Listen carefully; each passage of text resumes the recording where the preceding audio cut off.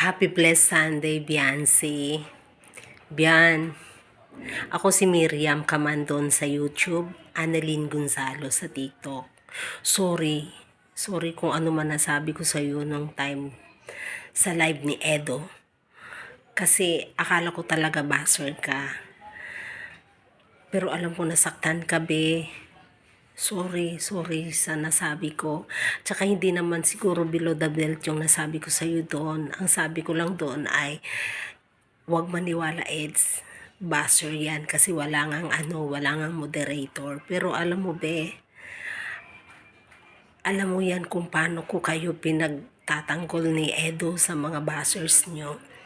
Handa ako makipagbardagulan basta may nakita akong comment na hindi maganda para sa inyo. Siguro ba kung nasa dait lang ako, pupunta na ako sa iyo at humingi ng tawad ng personal.